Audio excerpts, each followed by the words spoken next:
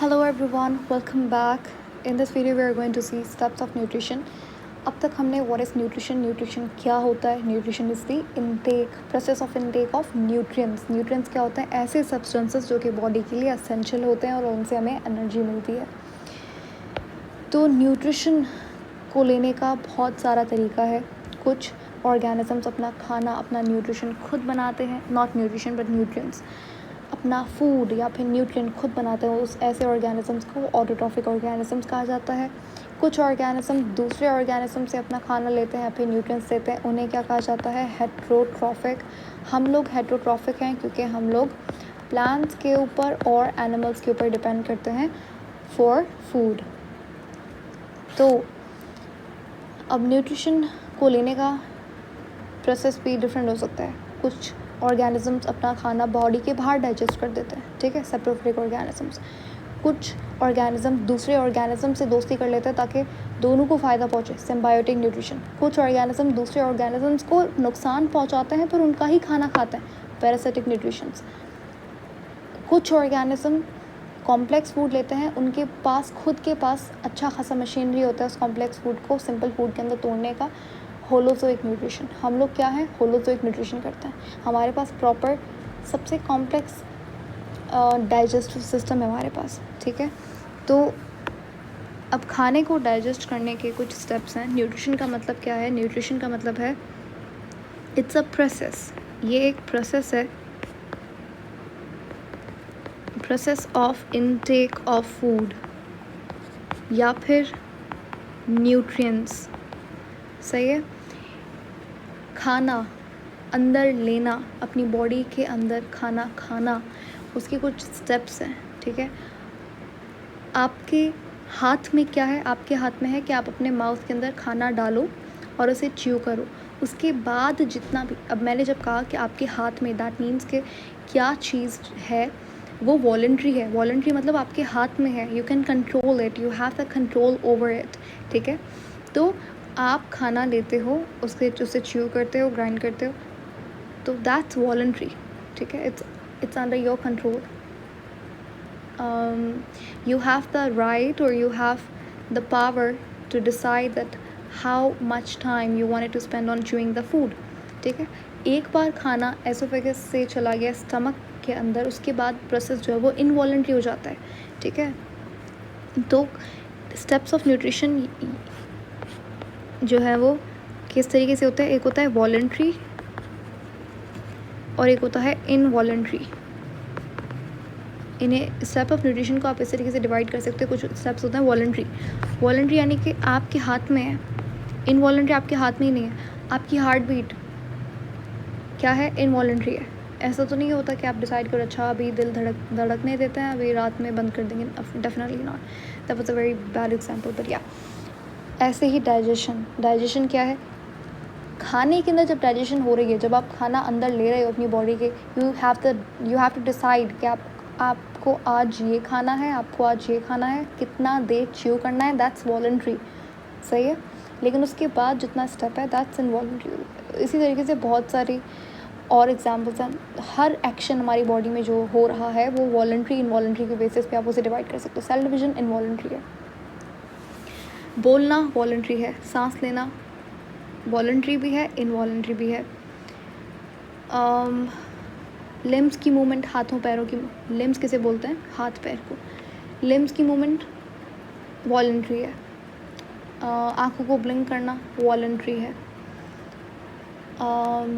बाकी जितनी बॉडी के अंदर जितनी जनरली एक्टिविटीज़ होती है जो आपको नज़र नहीं आ रही वो इनवॉलंट्री होती है. पेरिस्टाल्सिस हो रहा है, ठीक है. पेरिस्टाल्सिस क्या होता है? मसल मूवमेंट, जिसके ज़रिए खाना बॉडी के नीचे जाता है. एसोफेगस के अंदर मसल्स कॉन्ट्रैक्ट रिलैक्स करते हैं, पेरिस्टाल्सिस उसे कहा जाता है. फिर खाना उसी मूवमेंट से, उसी कॉन्ट्रैक्शन रिलैक्सेशन से खाना नीचे जाता है, स्टमक के अंदर जाता है. खैर इसे पढ़ेंगे हम लोग बाद में, लेकिन आज के टॉपिक में हम लोग देखेंगे स्टेप्स ऑफ न्यूट्रिशन. तो उसके लिए वॉलंट्री इनवॉलंट्री दो सिंपल टर्म्स आपको आगे चल के काम आएंगी, तो इसीलिए आई जस्ट मेंशन देम. शुरू करते हैं. देखो स्टेप्स ऑफ न्यूट्रिशन, पहले क्या, आप ये स्टेप्स अपनी बॉडी पे अप्लाई करके देखो. पहले आप क्या करते हो? Definitely you decide what you wanted to eat, ठीक है. फिर आप उस खाने को माउथ के अंदर डालते हो। माउथ क्या होता है? माउथ ज़रूरी नहीं कि माउथ वो है जहाँ पे लिप्स हों, टीथ हों, टंग हो, नहीं। कुछ ऑर्गेनिजम्स के पास देखो, माउथ क्या है? माउथ वो ओपनिंग है। माउथ सिर्फ उस ओपनिंग का नाम है जिसके ज़रिए आप फूड को इंजेस्ट करते हो, ठीक है। कुछ ऑर्गेनिजम्स हैं जिनके पास माउथ होता है, लेकिन ऑफ कोर्स उनके पास टीथ, टंग वगैरह कुछ नहीं होता। तो माउथ सिर्फ ओपनिंग का नाम है, बाकी जो माउथ के अंदर जो चीज़ है वो एक अलग कैविटी है, उसका अलग नाम है। सो डोंट कन्फ्यूज़ उसे बकल कैविटी कहा जाता है। तो बकल कैविटी अलग है, माउथ अलग है। माउथ सिर्फ एक ओपनिंग है, ठीक है। फिर माउथ के अंदर you have a cavity called oral cavity या फिर बकल। खैर, we'll see that later on. तो पहला स्टेप होता है इंजेशन, यानी कि intake of food. Intake of food. Second step आता है, आपने खाना ले लिया, अब क्या होगा? उसका डाइजेशन होगा। कॉम्प्लेक्स फूड को सिंपल फूड के अंदर तोड़ा जाएगा, ब्रेक डाउन होगा उसी खाने का, ब्रेक डाउन ऑफ न्यूट्रिएंट्स या फिर फूड। क्या होगा कि कॉम्प्लेक्स सब्सटेंसेस को, पॉलीमर्स जैसे कि प्रोटीन है, उसको किसके अंदर तोड़ा जाएगा? अमाइनो एसिड के अंदर तोड़ा जाएगा। क्यों? क्योंकि प्रोटीन जो है वो ब्लड स्ट्रीम के अंदर ट्रैवल नहीं कर सकता। हमारी बॉडी के अंदर मोड ऑफ ट्रांसपोर्टेशन क्या है? ब्लड है ऑफ कोर्स। तो पॉलीमर्स नहीं ट्रैवल करेंगे, मोनोमर्स ट्रैवल करेंगे। अच्छा, कॉम्प्लेक्स फूड को सिंपल फूड के अंदर वो करना, ब्रेक डाउन करना, ठीक है। और आप ये भी कह सकते हो कि इन डिफ्यूसिव पार्टिकल्स को डिफ्यूसिव पार्टिकल्स के अंदर कन्वर्ट करना। अब डिफ्यूसिव इन डिफ्यूसिव क्या? तो देखो, वो पार्टिकल्स, वो मॉलिक्यूल्स जो कि सेल मेम्ब्रेन को क्रॉस ना करें, दैट्स इन डिफ्यूसिव। और वो पार्टिकल्स जो कि सेल की मेम्ब्रेन को क्रॉस करें, वो डिफ्यूसिव होता है। प्रोटीन क्या है? इनडिफ्यूजिव है। अमाइनो एसिड या फिर अमीनो एसिड क्या है? डिफ्यूजिव है। सही है। तो खाने को तोड़ना स्मॉल सिंपल मॉलिक्यूल के अंदर, वो क्या है? डाइजेशन है। अच्छा, डाइजेशन के बारे में थोड़ा सा इंट्रोडक्शन ले लेते हैं। डाइजेशन दो तरीके की होती है। डाइजेशन या तो इंट्रा सेल्यूलर होगी या तो एक्स्ट्रा सेल्यूलर होगी। इसे हम लोग डिटेल के अंदर देखेंगे when we will see digestion in amoeba, hydra and planaria. तो पहले होती है इंट्रा सेल्यूलर, यानी कि एक ऐसी डाइजेशन जो कि सेल के अंदर हो रही है, और एक ऐसी डाइजेशन जो कि सेल के दरमियान हो रही है, ल्यूमन कैविटी के अंदर हो रही है, ठीक है। वो स्पेस जो कि सेल के बीच में होती है उसे क्या कहते हैं? ल्यूमन कैविटी, ठीक है। तो वो डाइजेशन जो कि सेल के अंदर हो रही है इंट्रा सेल्यूलर। वो डाइजेशन जो कि सेल के बहुत सारे सेल्स के बीच में हो रही है, तो वो क्या है? एक्स्ट्रा सेल्यूलर, सेल के बाहर हो रही है, ल्यूमन कैविटी के अंदर हो रही है। तो सेल, ये टर्म्स अभी के लिए देख लीजिए, इससे हम लोग बाद में देखेंगे अच्छे से। फिर आता है थर्ड के अंदर हमारे पास आता है एब्सॉर्ब। देखो, अब डाइजेशन हो गई। अब जो खाना डाइजेस्ट हो गया है उसको क्या करना है? खाना डाइजेस्ट हो गया, ठीक है, स्मॉल इंटेस्टाइन के अंदर। वहाँ पे होता है कुछ प्रोजेक्शंस होती हैं इस तरीके से, और इस तरीके से नहीं, इस तरीके से। देखो, होता क्या है कि प्रोजेक्शंस होती है स्मॉल इंटेस्टाइन की कैविटी के अंदर, ये वाली।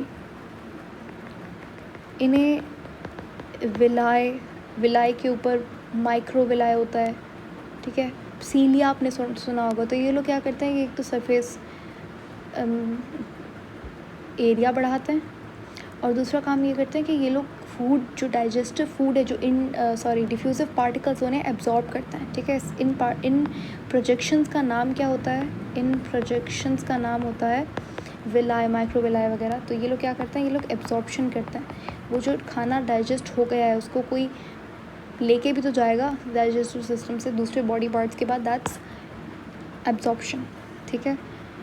Absorption of diffusive particles. अब ये एब्जॉर्प्शन होने के बाद ये लोग कहाँ देंगे? ये लोग खाना, या तो वो डिफ्यूजिव पार्टिकल्स, मैंने बताया मोड ऑफ ट्रांसपोर्टेशन क्या है? ब्लड। या तो वो खाना ब्लड के अंदर जाएगा जो कि डाइजेस्ट हो चुका है, या तो ये डायरेक्टली दूसरे सेल्स के अंदर चला जाएगा, या तो लिम्फेटिक सिस्टम के अंदर जाएगा, ठीक है। बहुत सारे सॉल्ट्स हैं, बहुत सारे वाइटामिन्स हैं जो कि डायरेक्टली लिम्फेटिक सिस्टम के अंदर जाते हैं, ब्लड के अंदर नहीं जाते। फॉर एग्जांपल, हमारे पास जितना भी फैट सॉल्युबल वाइटामिन है, जितना भी फैट सॉल्युबल वाइटामिन है वो कहाँ जाता है, लिम्फेटिक सिस्टम में, ब्लड में नहीं जाएगा. हाँ, वाटर सॉल्युबल वाइटामिन ब्लड के अंदर चला जाएगा. वाटर सॉल्युबल कौन सा होता है, BC वाटर सॉल्युबल होता है if I am not wrong, और बाकी जितना भी होता है ADKE ये सारा का सारा फैट सॉल्युबल होता है. तो फैट सॉल्युबल वाइटामिन एग्जाम्पल दे रही हूँ कि ये जो है वो लिम्फेटिक सिस्टम में जाएगा. अच्छा, उसके बाद चलो एब्जॉर्प्शन हो गई.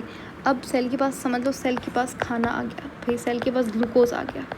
अब सेल इस खाने को करेगा क्या, हमने कहा था कि न्यूट्रिएंट की डेफिनेशन ही क्या थी, ऐसा सब्सटेंस जो कि बॉडी को चाहिए एनर्जी हासिल करने के लिए. अल्टीमेट गोल क्या है, ultimate goal is to gain energy. Energy कैसे आएगी, देखो सेल के अंदर क्या होगा, इस ग्लूकोज का ब्रेक डाउन होगा, सही है, और फिर इस ग्लूकोज से ATP बनेगा. तो ये तो सिर्फ एक यूज़ है. इसी तरीके से अमीनो एसिड है, अमीनो एसिड से क्या यूज़ होगा, अमीनो एसिड से नया प्रोटीन बनेगा राइबोसोम प्रोटीन फैक्ट्री के अंदर, और नया प्रोटीन बनेगा. तो हर किसी का अपना यूज़ है, ठीक है. विटामिन A क्या करेगा, हमारी आई साइट में हेल्प करेगा, हमारे आइज़ के नए सेल बनाने में हेल्प करेगा. विटामिन D क्या करेगा, हड्डियों के लिए काम आएगा. विटामिन K क्या करेगा, ब्लड प्रोटीन बनाएगा, सही है. विटामिन C क्या करेगा, विटामिन C हमारे गम्स को स्ट्रॉन्ग करेगा. तो हर चीज़ का, जो चीज़ भी हमने खाई, जो भी न्यूट्रिएंट है, हर किसी का अपना फंक्शन है. तो इन खानों को जो अभी डिफ्यूजिबल बन चुके हैं, ये एब्जॉर्ब तो हो गए, चलो भाई एब्जॉर्ब हो गए, लेकिन अब इसका काम, इनसे काम लेना, इनसे चीज़ें बनाना, उसको बोलते हैं एसिमिलेशन. एसिमिलेशन का मतलब क्या है कि utilisation of diffused particle. Diffused particle का मतलब क्या होता है, डिफ्यूज्ड पार्टिकल वो होते हैं जो कि क्रॉस कर सकते हैं मेम्ब्रेन को, ठीक है. लास्ट हमारे पास जो स्टेप आता है दैट्स इजेशन. चलो अब खाना इस्तेमाल भी हो गया, ठीक है, एनर्जी निकाल ली हमने, उसे नया प्रोटीन बना लिया हमने, उससे सारे काम ले लिए. अब क्या होगा, कुछ खाना डाइजेस्ट नहीं हुआ, अब उस खाने को बॉडी से एलिमिनेट करना है हमें, ठीक है. तो खाना हमने इनटेक कहाँ से किया था, माउथ से. इंजेक्शन कहाँ से होगी, माउथ से, ठीक है. लेकिन खाना जो अनडाइजेस्टेड फूड है, रिमूवल ऑफ अनडाइजेस्टेड, जो कि डाइजेस्ट नहीं हुआ, undigested matter from body is egestion. इसे डेफिकेशन भी कहा जाता है, ठीक है. ये क्या होता है, इसके अंदर जो खाना डाइजेस्ट नहीं हुआ उसे बॉडी से बाहर निकाल दिया जाता है. और ये कहाँ से होगा, ये रेक्टम, ठीक है, एनस. अब कुछ ऑर्गेनिजम्स हमारे पास, हम क्या होता है, हमारे पास 2 ओपनिंग्स हैं. एक वहाँ से जो कि 2 तरीके के एनिमल्स होते हैं. एक वो एनिमल्स होते हैं जिनके पास एक ओपनिंग होती है, सही है. ये हम लोग पढ़ेंगे आगे जाके, sac like and tube like digestion. तो ये भी क्लासिफिकेशन एक डाइजेशन की. इसके अंदर क्या होता है कि एक होती है सैक लाइक डाइजेशन, एक होती है tube like digestion. Tube like के अंदर क्या होता है, 2 ओपनिंग्स होती हैं, एक माउथ होता है और एक एनस होती है. यानी कि इंजेशन और इजेशन दोनों डिफरेंट जगहों से हो रही है. और कुछ ऑर्गेनिजम्स ऐसे हैं जिनके अंदर सैक लाइक होती है, ठीक है.